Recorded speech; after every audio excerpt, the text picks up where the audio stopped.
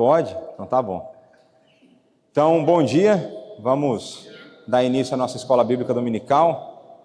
A penúltima, 2024, é isso, né? É isso aí. Foi tão corrido o ano, as mudanças aí, né? Eu nem lembrava que era final de ano, nem parece para mim que nós estamos em dezembro. Acho que cada vez que passa eu fico mais novo, nem parece que o meu aniversário está a chegar. Então deve ser isso, né? Me sentindo rejuvenescido. Então vamos orar? Pai, muito obrigado por mais esse dia de vida, obrigado pelo seu cuidado, muito obrigado pela sua graça derramada em nosso favor, muito obrigado por essa manhã que nós podemos nos reunir como teu povo, para aprendermos mais a tua palavra e na sequência prestarmos culto a ti, nesse dia em que celebramos a ressurreição de Cristo, mas também nos lembramos do seu nascimento. Abra o nosso coração, dá-nos um dia abençoado, produtivo, alimenta a nossa fé e nos ajuda nessa caminhada. Tudo isso nós oramos gratos no nome do teu Filho Jesus Cristo, nosso Senhor e Salvador. Amém. Então pronto, vamos dar continuidade de uma certa forma relacionado aqui o assunto com o Natal. Nós estamos a falar da pessoa de Jesus Cristo, o nosso mediador. E na aula passada, eu fiz o parágrafo 2, lerei novamente o parágrafo 2 e faltou 2 trechinhos finais apenas do parágrafo 2. Nós começaremos o parágrafo 3 e com certeza nós não terminaremos o parágrafo 3. E aqui eu quero que você fique tranquilo, porque qual que era a meta? A meta era passar a confissão de fé em 1 ano. Nós conseguiremos? Não, claro que não. Claro que não. Estamos no capítulo 8º. Quando eu terminar o 8º, pularemos para o 21. Só que ainda vai até o 33. Então o que isso significa? Significa que o homem faz planos e Deus muda eles, muitas vezes. Mas a ideia é que a gente faça o estudo desse conteúdo de uma maneira bastante tranquila, sem pressa, para que a gente consiga tirar as dúvidas, para que a gente consiga pensar melhor sobre esses assuntos, porque são assuntos essenciais para a fé cristã. Então esses primeiros capítulos, eles são muito importantes, e é por isso que a gente tem gastado aí tanto tempo, ou investido tanto tempo neles. Então olha só o que está escrito aí no parágrafo 2, né? Consegue ler? Então vocês estão bons de vista, né? Porque eu estou aqui pelejando, e talvez a gente melhore isso em breve, mas vamos lá. Então o Filho de Deus, a segunda pessoa da Trindade, sendo verdadeiro e eterno Deus, da mesma substância do Pai, igual a Ele, tomou sobre si, na plenitude do tempo, a natureza humana, com todas as suas propriedades essenciais e enfermidades comuns, contudo, sem pecado. Ele foi concebido pelo poder do Espírito Santo no ventre da Virgem Maria, na época que ela era virgem, e da substância dela. As duas naturezas inteiras, perfeitas e distintas, a divindade e a humanidade, foram inseparavelmente unidas em uma só pessoa, sem conversão, composição ou confusão. Essa pessoa é verdadeiro Deus e verdadeiro homem, porém um só Cristo, único mediador entre Deus e o homem. Então uma coisa interessante aqui, que eu não comentei dessa forma na semana passada, que fala que ele assume, né, ele tomou sobre si a natureza humana com todas as suas propriedades essenciais. E existe uma imprecisão teológica que normalmente nós cometemos na igreja, que é quando nós falamos a natureza humana é pecaminosa. A natureza humana não é pecaminosa, porque se a natureza humana fosse pecaminosa, seria impossível que Cristo fosse verdadeiramente homem e fosse ao mesmo tempo sem pecado. Então nós precisamos, e aqui é só cuidado na precisão teológica, nós precisamos estar atentos à maneira como nós comunicamos as coisas. Vocês vão perceber que eu bato nessa tecla, eu falo isso repetidamente, porque a maneira como nós comunicamos ajuda ou atrapalha na compreensão das verdades bíblicas. Então a natureza humana, ela não é pecaminosa. Agora, a natureza caída é sim influenciada pelo pecado, é uma outra história, é diferente. Tá certo? Tá claro isso? Só para fazer essa correção, porque normalmente você, não, porque a natureza humana é pecaminosa. Não, não é. Não é. Porque Cristo teve ela e não foi. Então é importante a gente ter a atenção para esse detalhe. Então olha só, né? As duas naturezas inteiras, perfeitas e distintas, a divindade e a humanidade foram inseparavelmente unidas em uma só pessoa, sem conversão, composição ou confusão. Olha o que o Van Dixhoorn, e foi por isso que eu não pus essa citação semana passada, olha o tamanho dela. Então ele fala assim, a Bíblia consistentemente se refere às duas naturezas inteiras, perfeitas e distintas de Jesus Cristo. Há a divindade e há a humanidade. Jesus era verdadeiramente homem, os humanos são capazes de morrer. Então Cristo morreu uma única vez pelos pecados. Mas a verdade é que ele era Deus, que foi manifestado em carne. Além disso, um homem real que foi justificado em espírito e contemplado por anjos.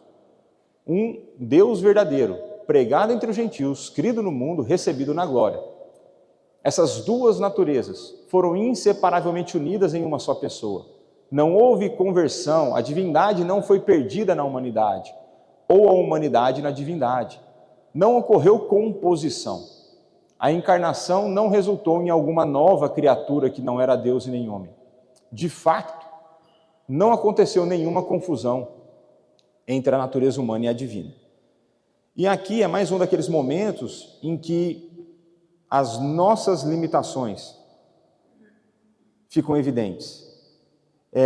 A nossa finitude e a afetação do pecado na nossa razão vai tornar para nós impossível compreender plenamente como Jesus Cristo era verdadeiramente homem e verdadeiramente Deus.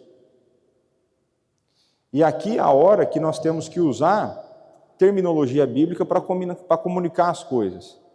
Então, por exemplo, quem morreu na cruz? Jesus. Mas foi a natureza divina que morreu na cruz? Foi a natureza humana que morreu na cruz? Será que a gente pode separar essas duas naturezas? Essa é a pergunta a ser feita. Então eu creio que uma melhor maneira de comunicar isso é o que o Deus homem morreu na cruz. Agora, como isso aconteceu, não consigo perceber plenamente. O que eu sei? Eu sei que é verdade. Eu sei que aconteceu. Eu sei que esse fato marcou a história. E eu sei que esse fato, dentro do cenário de toda a obra de Cristo, possibilitou e trouxe salvação para nós. Então isso é importante para que a gente não faça uma separação artificial daquilo que foi unido em Jesus Cristo. Que a gente não pense, por exemplo, olha, ali quem morreu foi só a natureza humana. Quem morreu ali foi o Deus homem. Então isso é uma coisa importante. Uma outra coisa importante é que ele assume ele toma sobre si a natureza humana sem que isso afete a sua divindade. E aqui é a hora que às vezes as pessoas têm uma dificuldade na percepção, porque tem um texto que fala que ele se esvaziou. Vocês lembram desse texto? E algumas pessoas vão interpretar que o fato de Cristo ter se esvaziado e vindo encarnado significa que ele abandonou alguns atributos divinos. E isso acontece, essa afirmação no meio teológico. Agora, responde para mim uma pergunta. Se eu removo algo daquilo que é perfeito, esse algo continua a ser perfeito? Se fosse possível remover alguma coisa de Deus, existiria perfeição em Deus? Sim ou não? Não. Então, Cristo não pode ter abandonado atributos divinos quando ele assume, quando ele toma a natureza humana sobre si. Por quê? Porque se ele deixasse de lado alguns atributos, ele deixaria de ser Deus. E aí seria impossível a gente afirmar que existe o Deus homem. E se ele deixasse de ser Deus, era impossível que nós fôssemos salvos. Porque em ele, não sendo Deus, ele seria incapaz de suportar a ira divina. Ele seria incapaz de morrer um no lugar de vários. Então a gente precisa ficar atento com essa verdade, é uma verdade bastante importante. Então vamos continuar aqui. Essa pessoa é verdadeiro Deus e verdadeiro homem, porém um só Cristo, o único mediador entre Deus e o homem. Então Romanos 1, 3 e 4, com respeito a seu filho, o qual segundo a carne veio da descendência de Davi e foi designado Filho de Deus com o seu poder, segundo o Espírito de santidade, pela ressurreição dos mortos, a saber, Jesus Cristo, nosso Senhor. Essa pessoa é verdadeiro Deus e verdadeiro homem. Nós temos essas duas verdades nesse texto. Ele é descendência de Davi, filho de Deus. E aqui, só para que a gente entenda, quando essa expressão filho de Deus é usada no Novo Testamento, é muito claro para a mente judaica, para a forma de pensar fundamentada no Antigo Testamento, que quando você diz filho de Deus, você está se igualando a Deus. É diferente da maneira como a gente fala filho de Deus hoje. É diferente, porque existe a loucura até das pessoas falarem que todo mundo é filho de Deus. E a gente sabe que não é todo mundo que é filho de Deus. Mas essa ideia de falar filho de Deus no tempo de Jesus Cristo era considerado o quê? Uma blasfêmia. Então basta você ler a narrativa bíblica, em alguns momentos Jesus Cristo vai falar que ele é o Filho de Deus, e o que acontece com os judeus?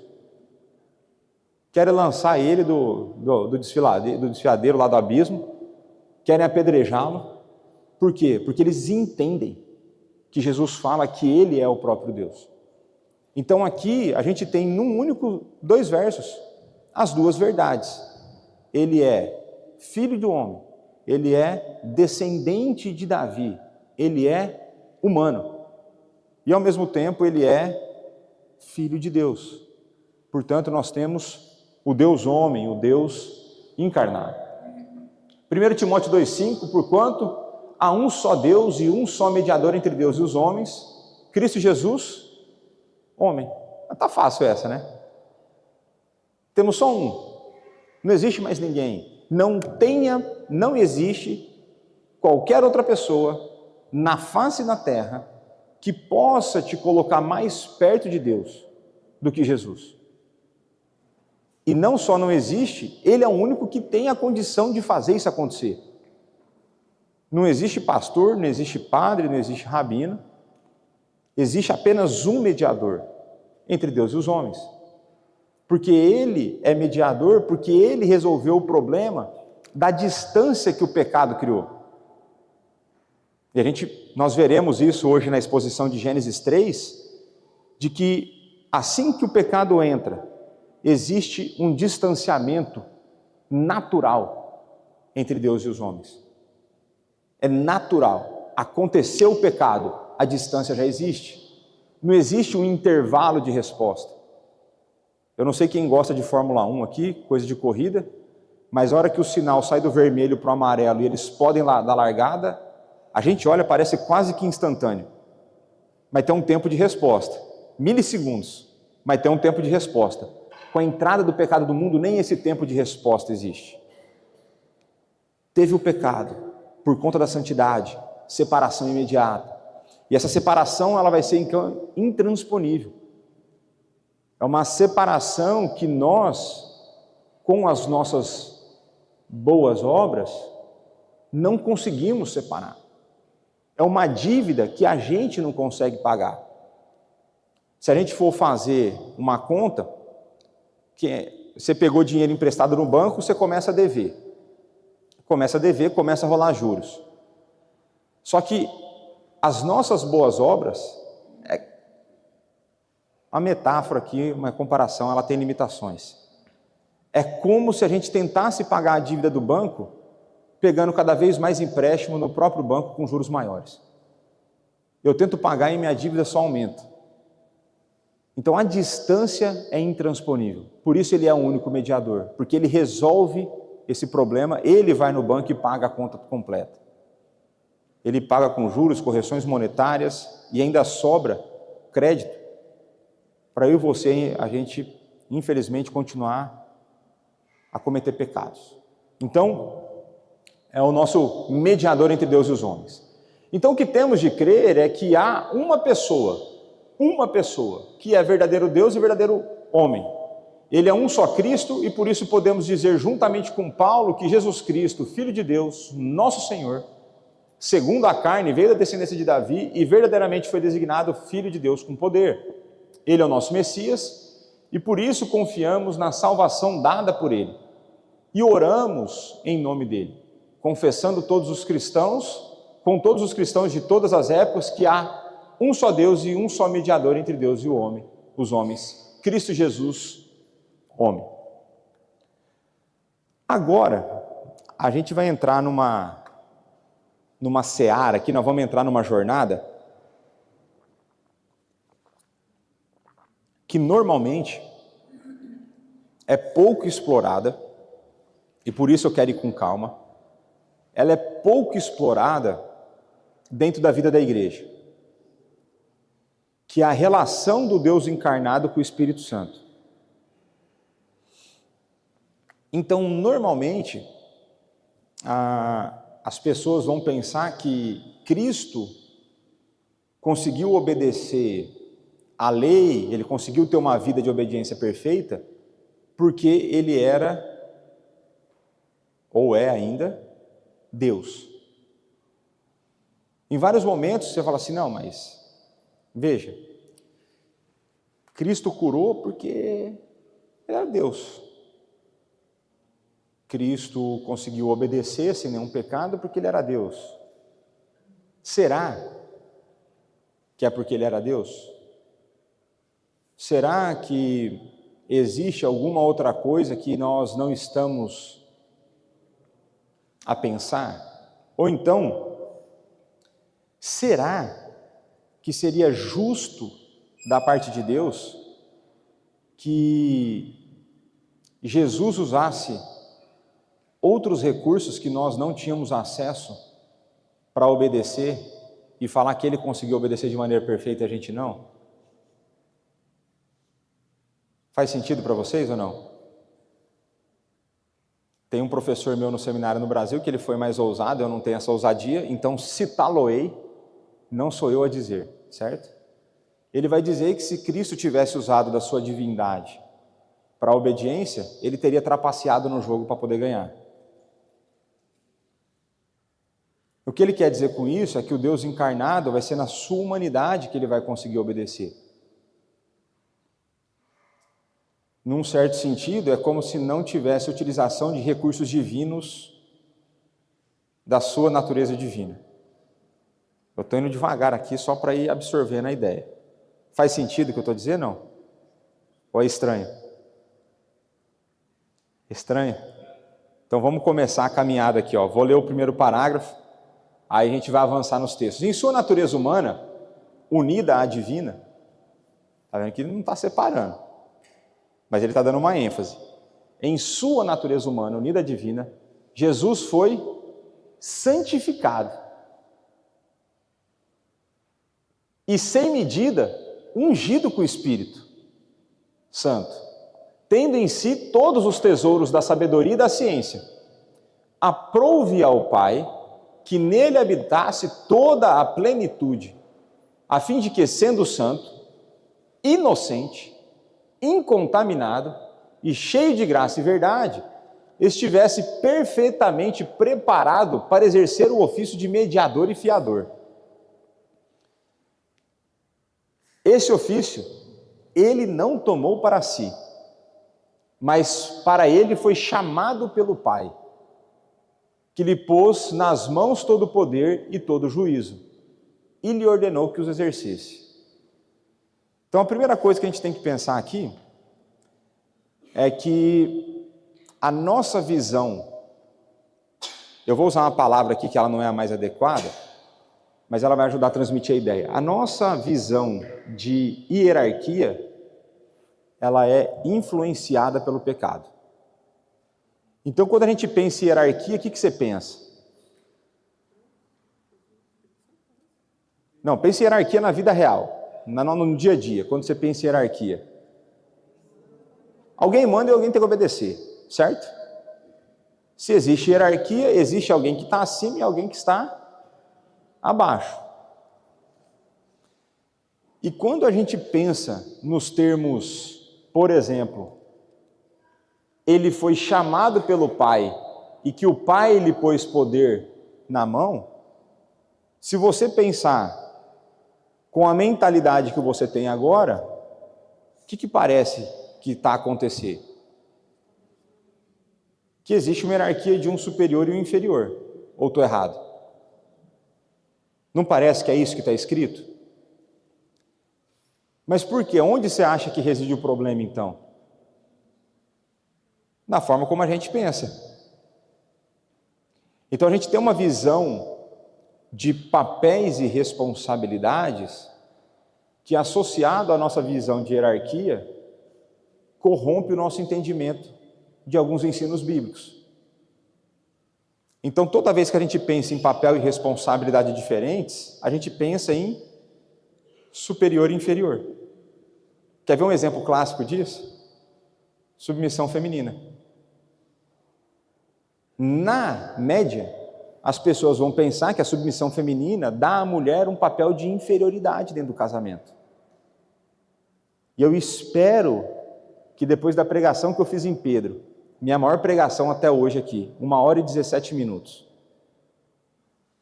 e a pregação da semana passada, que vocês tenham percebido que não existe inferioridade na submissão feminina. Existe papéis e responsabilidades diferentes. O homem não dá conta, depois que casou, o homem não dá conta mais de viver sozinho e fazer nada sozinho. Então, se o teu marido é alguém que tem sido usado por Deus e tem sido potencializado, ele tem sido usado para trazer sustento para casa, todo esse tipo de coisa, se você for uma mulher submissa, é todo mérito seu junto. Eu falei semana passada, eu não teria terminado meu mestrado se a Daniela não tivesse me ajudado do jeito que ela me ajudou. E era me ajudar mesmo de eu não ter que me preocupar com várias coisas. E como é hoje aqui em Portugal, cá em Portugal, tem muita coisa que eu nem me preocupo que está acontecendo. Por quê? Porque ela está dando conta. Porque ela está me apoiando naquilo que eu fui chamado para fazer. Então, infelizmente, a gente tem essa visão errada de que papéis e responsabilidades diferentes significa superioridade e inferioridade. E porque a gente tem essa visão, a gente vai aplicar isso dentro da Trindade, quando a gente começa a olhar a maneira como a Bíblia comunica algumas verdades. Então existe, vocês lembram daquela expressão economia da Trindade? Não? Quem aqui não lembra? Não tem pecado nenhum. Tem, estou brincando. Economia da Trindade é a maneira como nós tentamos expressar a verdade bíblica acerca da ênfase que existe em cada pessoa da Trindade, em alguns momentos ou em algumas obras. Quer ver um exemplo? Quem salva o ser humano?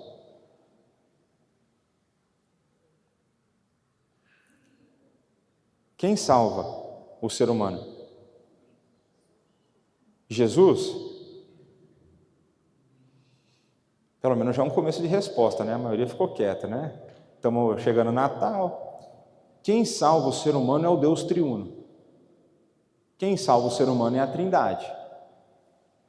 Agora, a gente pode falar que existem ênfases diferentes em cada pessoa dentro do processo da salvação?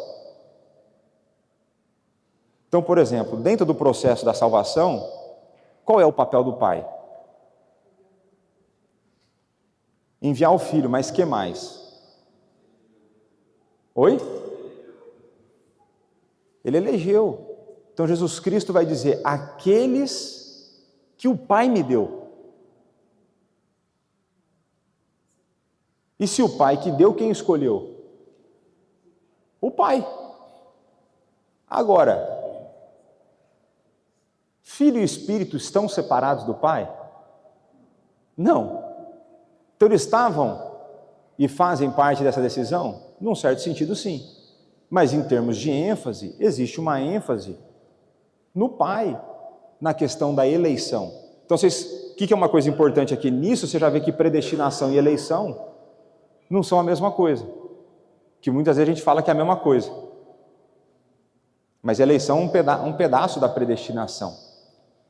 Então pronto, então se o pai elege, qual que é o papel do filho? Oi? Resgatar, buscar? Então o pai elege e envia o filho. E aí, quem aqui lembra da aula da confissão de fé sobre a Trindade? Eu imaginei, né? É muito animador. Mas o texto da confissão vai dizer que o Pai enviou o Filho. Ele vai falar que o Pai gera o Filho eternamente. Porque você vai ter um texto bíblico que vai falar assim: tu és meu filho, hoje te gerei. Só que em termos de gerou eternamente, tem princípio? Não, então Cristo sempre foi. E depois vai dizer que Pai e que o Espírito procede do Pai e do Filho. Então você vai ver, por exemplo, no final do ministério de Cristo, depois da ressurreição, você vai falar: eu tenho que ir para que eu envie o Espírito. Só que eternamente, procedente do Pai e do Filho. Então, o Filho, enviado pelo Pai, ele vai fazer a obra que proporciona a salvação. E essa obra inclui o quê? Não é só morrer na cruz, que é outra ênfase equivocada que tem na igreja, de que só a cruz é a que gera a salvação. Não, ele se encarna, vida de perfeita obediência, é humilhado, morre na cruz, ressuscita, é levado aos céus, reina soberanamente sobre tudo e sobre todos, e voltará. Porque se ele não voltar, nós também não vamos ser salvos. Então existe um aspecto de que a obra está feita, e existe um aspecto que ele ainda vai concluir. Então Cristo, o Filho, é aquele que faz essa parte. E agora, se o Pai escolheu e o Filho fez isso, o que sobra para o Espírito? No processo de salvação. É Ele que nos convence, é Ele que arrebenta o nosso coração de pedra e dá um coração de carne. Vai ser Ele, então, que a partir do momento da nossa conversão, pré-conversão, trocando o coração, e durante o nosso processo de caminhada cristã, que vai nos convencer do pecado, que vai fazer a boa obra em nossa vida, que vai conformar o nosso coração.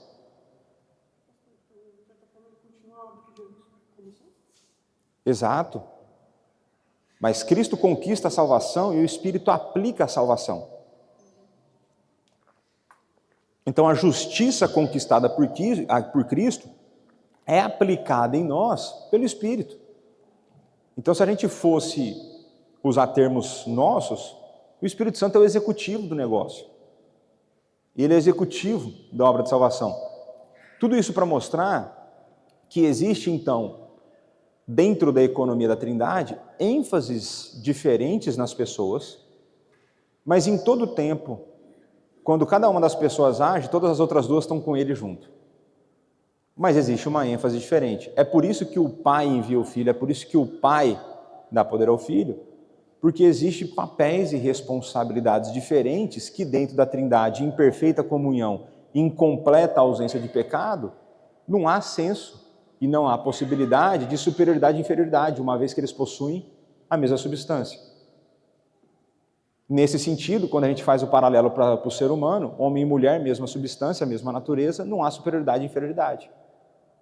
Por isso que não dá para aceitar inferioridade e superioridade entre homem e mulher e entre cores. Simples assim. Faz sentido? Então, quando a confissão coloca nesses termos, que parece para nós, parece uma relação meio deturpada, o pai mandando no filho e tal, é porque a gente está pensando com a mentalidade, com a forma de entender, de perceber as coisas incorretamente. Então vamos começar aqui, né? Em sua natureza humana, unida à divina, o Senhor Jesus foi santificado e sem medida ungido com o Espírito Santo, tendo em si todos os tesouros da sabedoria e da ciência. Quando você pensa em sabedoria, qual passagem de Jesus vocês lembram? Nenhuma?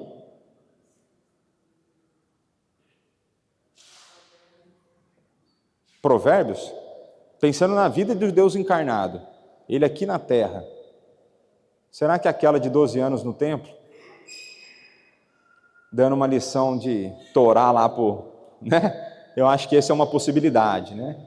Vejamos aqui, Salmo 45:7, amas a justiça e odeias a iniquidade, por isso Deus, o teu Deus, te ungiu com óleo de alegria, como a nenhum dos teus companheiros. João 3:34, pois o enviado de Deus fala as palavras dele, porque Deus não dá o Espírito por medida. Essa ideia de que Deus não deu um pouquinho do Espírito para Jesus Cristo, Deus deu a plenitude. E aí você está vendo?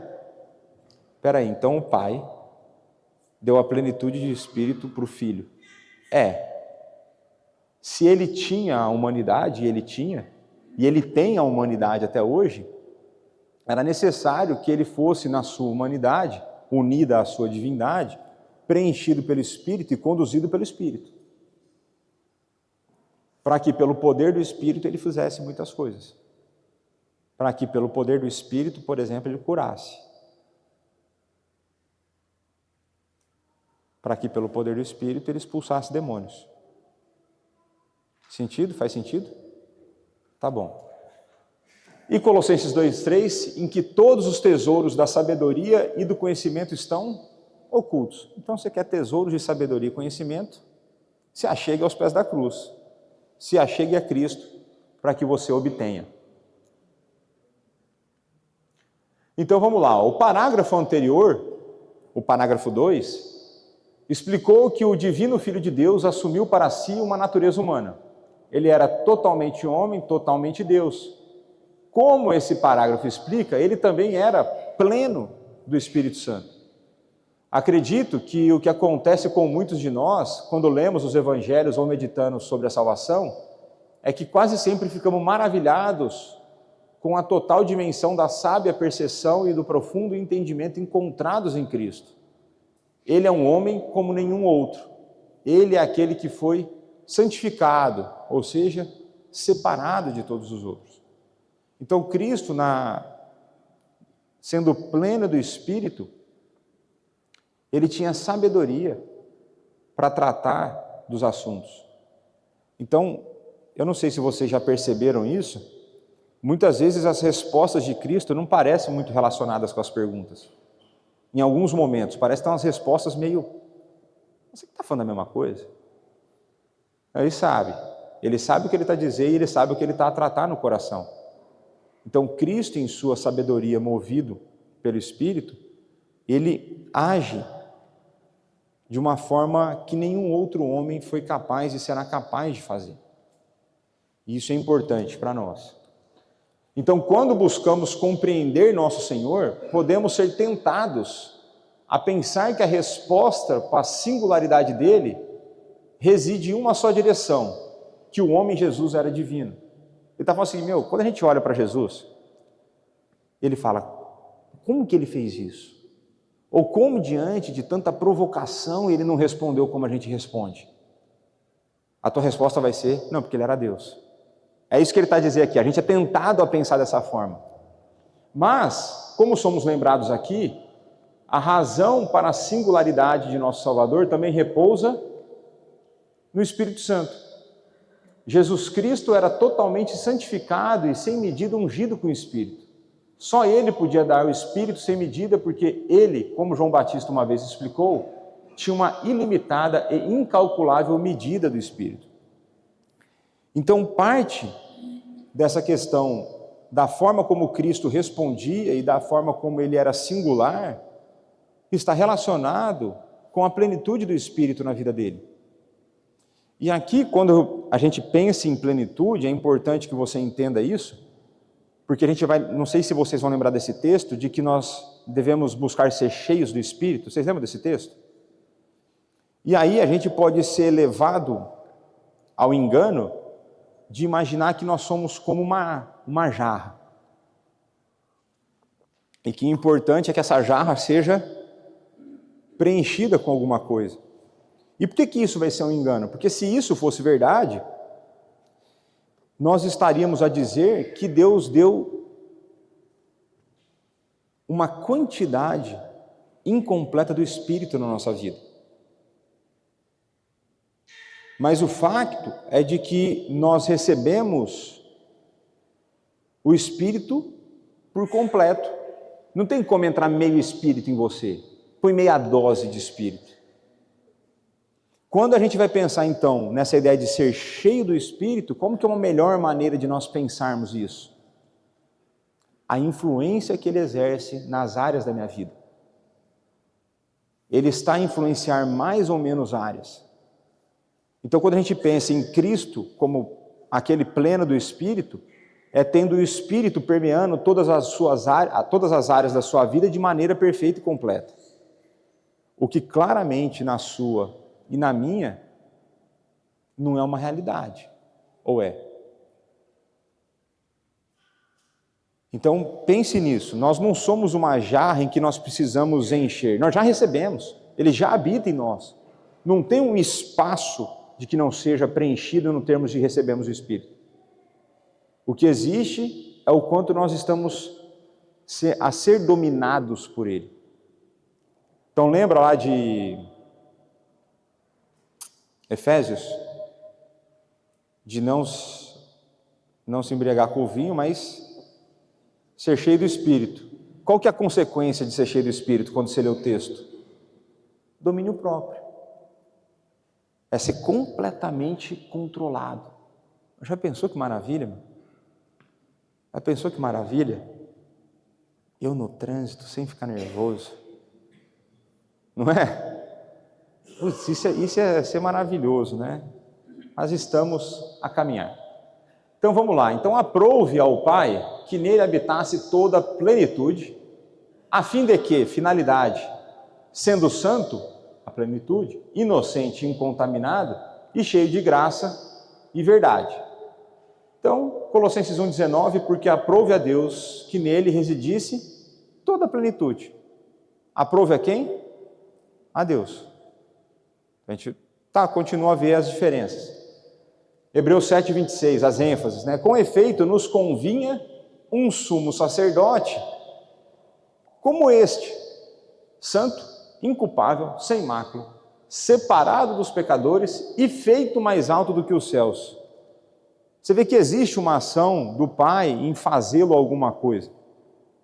Você vai ver lá em Mateus 28,18, texto conhecido da grande comissão, toda a autoridade me foi dada.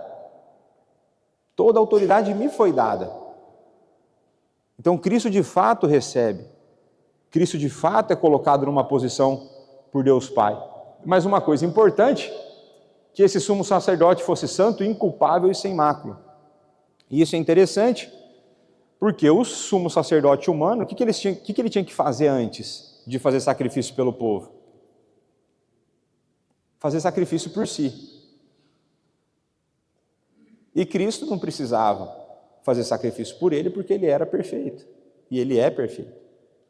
E é pela sua perfeição, então, que o sacrifício que ele faz uma única vez traz salvação para mim e para você. E João 1,14, e o verbo se fez carne habitou entre nós. Aqui já falei para vocês essa ideia do verbo habitou, certo? Então, habitou aqui, todo pastor gosta de falar isso e eu estou seguindo a moda dos pastores. O pastor gosta de falar, eu vou falar também, né? Deu certo para eles, talvez dê certo para mim, né? Mas o verbo no grego é a ideia de que Jesus tabernaculou. Então, se o tabernáculo no Antigo Testamento representava a presença de Deus, essa ideia de que Jesus habita, que Jesus tabernaculou, significa que a presença de Deus estava entre nós. Então, aquilo que o tabernáculo representava para o povo no Antigo Testamento, no período das migrações, é Cristo para nós. É Cristo na sua época. É Deus andando no meio do povo. Então, Jesus habitou, tabernaculou entre nós, cheio de graça e verdade. Vimos a sua glória, glória como unigênito do Pai. Então nós ouvimos as Escrituras nos dizer que Jesus foi cheio do Espírito, vemos a evidência disso na vida dele. Temos que nos lembrar também, é claro, que Jesus teve de ser cheio do Espírito Santo, porque aprove a Deus que nele residisse toda a plenitude. Então lembra aquela ideia de que Jesus não trapaceou. Essa é a ideia aqui. O facto de que a plenitude da divindade habitar em Cristo não removeu a necessidade dele ter o Espírito, só aumentou a necessidade. Aí é profundidade. Então o fato de que Pai, Filho e Espírito vivem em perfeita comunhão leva a Cristo a precisar do Espírito em sua humanidade, na sua plenitude, para que ele exercesse o seu ministério. Ok? Então por isso que nós estamos indo devagar aqui. Que teve hora que você lê umas frases e fala assim, é sério isso, né? Estou tentando perceber, né? Então vamos lá, ó. Então olha só. Aprove ao Pai que habitasse, a fim de que, sendo santo e inocente, incontaminado, cheio de graça, verdade, estivesse perfeitamente preparado para exercer o ofício de mediador e fiador. Então a ideia aqui, ó, aprove ao Pai que nele habitasse a plenitude, a finalidade dessa plenitude é que ele estivesse perfeitamente preparado para exercer o ofício de mediador e fiador. Então não existe mediação, não existe o fiador sem a perfeição. Não existe qualquer possibilidade de mediação entre Deus e os homens se não for através da perfeição. E se essa é a condição de mediação, quantas pessoas sobram para fazer essa função? Uma só. Não tem ninguém que vai ouvir você falar que vai te colocar mais perto de Deus. É somente Cristo, é somente em Cristo, é somente através de Cristo que nós podemos nos achegar a Deus. Então, Atos 10, 38, né? Como Deus ungiu a Jesus de Nazaré com o Espírito Santo e com poder. Veja, Deus ungiu Jesus de Nazaré com o Espírito Santo e poder. Você vê que é um ensino claro nas Escrituras? A gente só precisa fazer sentido disso, mas está lá. Então essa é a ideia do Deus homem precisando do auxílio, tendo o auxílio do Espírito para realizar a sua obra. E olha só qual que é a consequência da sua plenitude. O qual andou por toda parte, fazendo bem e curando a todos os oprimidos do diabo, porque Deus era com ele. Hebreus 12, 24. E a Jesus, o mediador da nova aliança, e ao sangue da aspersão, que fala coisas superiores ao que fala o próprio Abel. Nova aliança, mediador da nova aliança. O que está escrito aqui? O que está escrito aí? O sangue na aspersão. Por isso, que a gente vê um padrão no ensino bíblico de aspersão para marcar as coisas de Deus e para purificar. Portanto, é por isso que a gente batiza por aspersão. A gente vê esse padrão nas Escrituras. Era a forma como Deus comunicava a purificação e a sua marca. aspersão do sangue. E Hebreus 7, 22, você está vendo tanto que usa Hebreus nesse capítulo de Jesus Cristo? Recomendo, tarefa para 2025. Vai atrás de um comentário de Hebreus, para você ler Hebreus devocionalmente com auxílio de um comentário. Vai entender a beleza desse livro, dessa carta, para você entender a beleza, ou começar a perceber um pouco da beleza de Cristo e da sua obra. Hebreus é maravilhoso, quem sabe um dia eu me arrisco a expor Hebreus aqui, né? Vamos lá, então Hebreus 7, 22, por isso mesmo, Jesus se tem tornado fiador de superior aliança. Então essa ideia de mediação e fiador. Então com certeza, tudo isso teve e tem um propósito. A razão é que, como aquele que tem a plenitude do Espírito, Cristo pôde ser totalmente equipado para assumir o mais alto ofício. Ser o mediador e fiador, o cabeça pactual da igreja. Cristo foi totalmente cheio do Espírito, para que ele fosse cheio de todas as coisas boas, as boas coisas necessárias para efetiva intercessão mediadora e para efetiva representação pactual. Esse é o Jesus que era necessário em seu próprio tempo, como Pedro explicou a Cornélio e sua casa. Deus ungiu a Jesus de Nazaré com o Espírito Santo e com poder. Por que ele diz isso? Porque ele fez isso? Para que Jesus pudesse andar por toda parte, fazendo bem, curando a todos os oprimidos do diabo. Ele pôde fazer isso, porque Deus era com ele. Ele então era um mediador na terra, como ele é agora no céu. Então uma coisa importante aqui, que ele vai falar de representação pactual. No nosso tempo, na verdade, sempre, depois da queda, existe a possibilidade de você ser representado por duas pessoas diante de Deus. Então vamos fazer um paralelo aqui.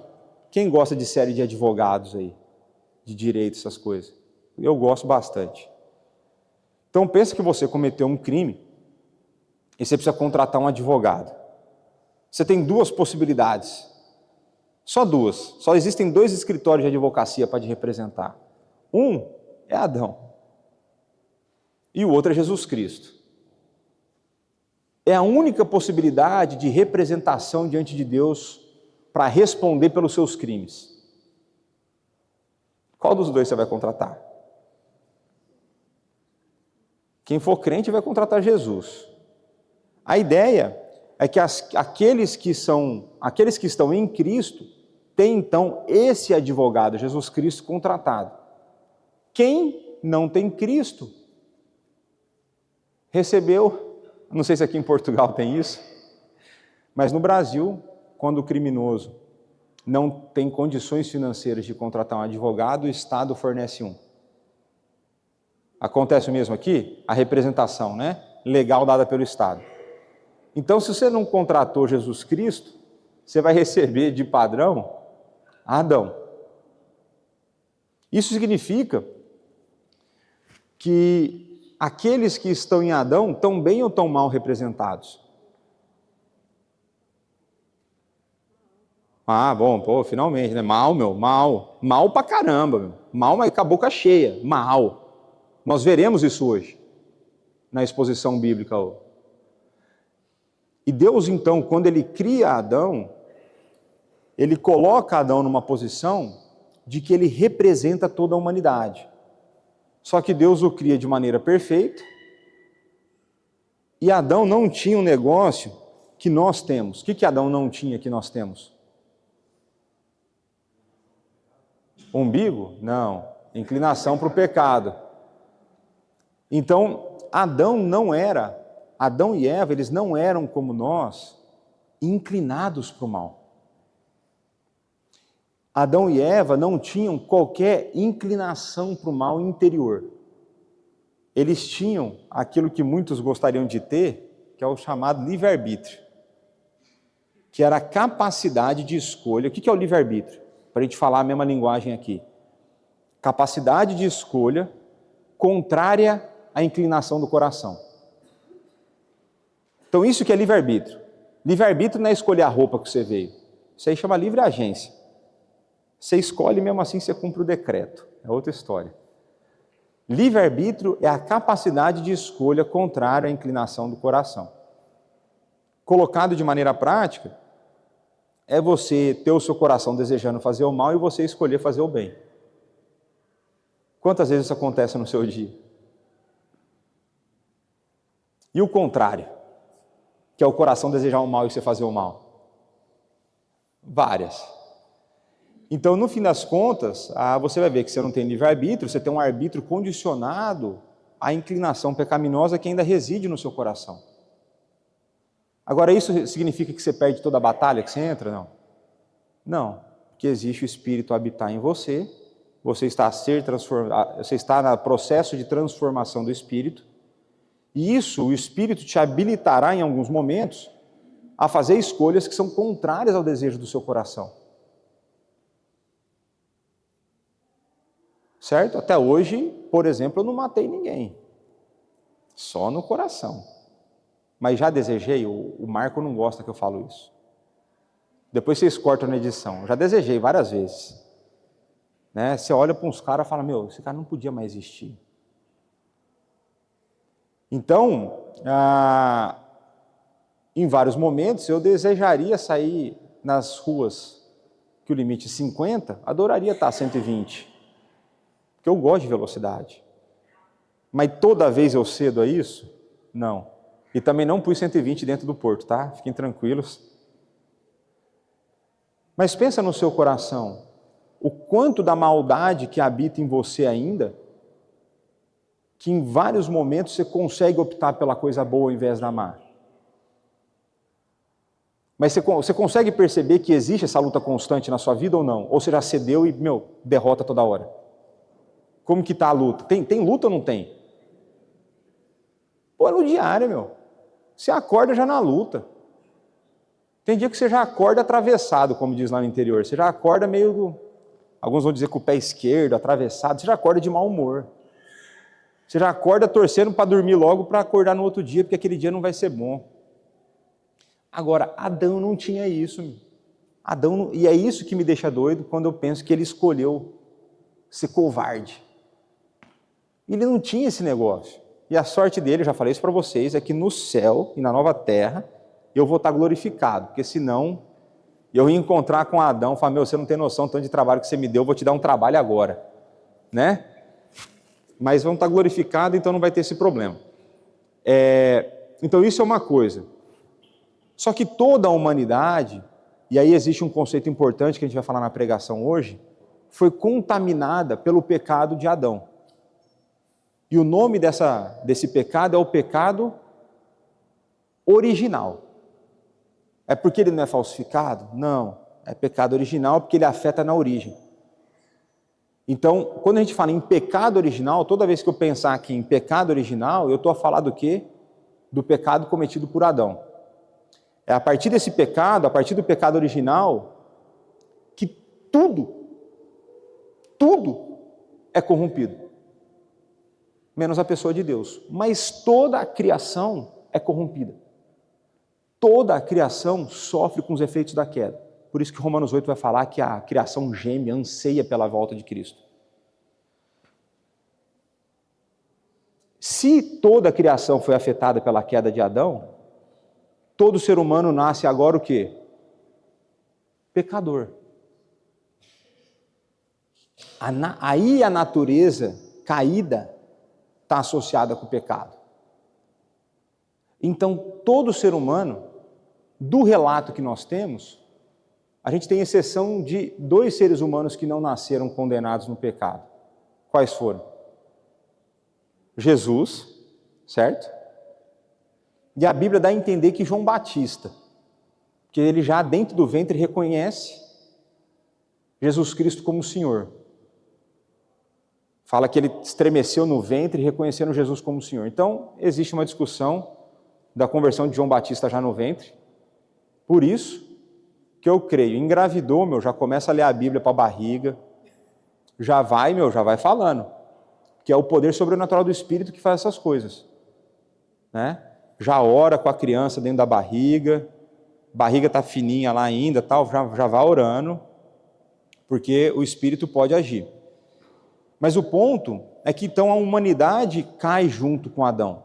Ele é o nosso representante federal. Eu vou usar bastante essa expressão hoje, representante federal. E essa representação federal ela é importante porque é como numa nação. Né? Pensando numa república federativa como nós temos lá no Brasil, o nosso modelo ele é presidencial, ele não tem primeiro-ministro, não tem essas coisas. E a decisão, muitas vezes, que um presidente toma, pouco importa se eu concordo, eu vou pagar o preço junto.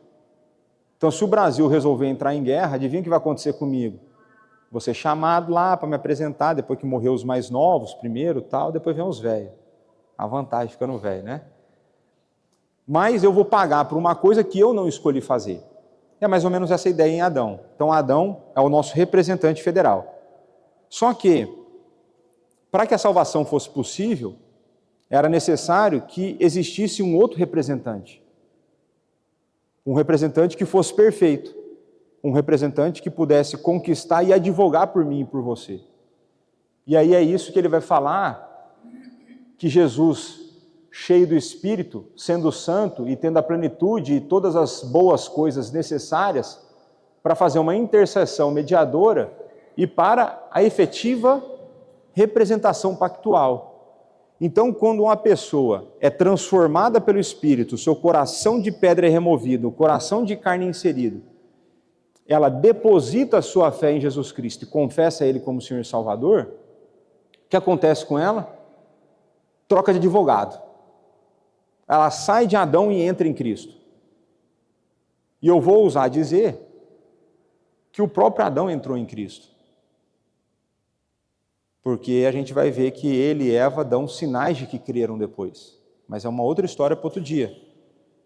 Mas então você tem duas possibilidades de representação. Ou em Adão, ou em Cristo. Representação pactual. Isso vai ser importante para a pregação hoje. Tenham isso no seu coração. Continuaremos a partir desse slide. Talvez eu retorne um pouco algum conceito aqui.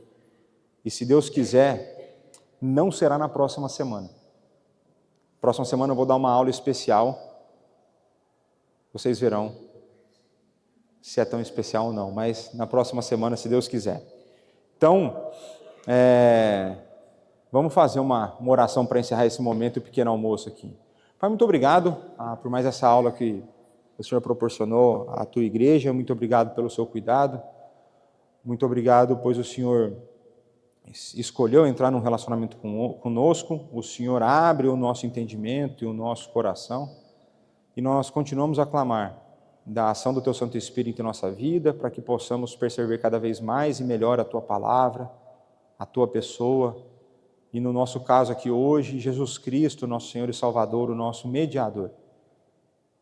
Nós nos deparamos com um tópico que vai além das nossas capacidades, além das nossas limitações, mas nós clamamos pelo Teu auxílio, para que possamos perceber a beleza da pessoa de Jesus Cristo, a beleza da Sua obra, a beleza da Sua representação pactual, e para que possamos perceber o conforto que isso traz ao nosso coração. Nós temos um bom advogado, nós temos o advogado perfeito, nós temos um representante que conquistou a salvação em nosso lugar. Muito obrigado por isso, Pai. Dá-nos um momento agora proveitoso de conversas que edifiquem. Somos gratos pelo alimento que o Senhor tem dado e que o Senhor nos conduza num culto abençoado. É no nome do Teu Filho, nosso Senhor e Salvador, que nós oramos e agradecemos. Amém. Liberado, gente.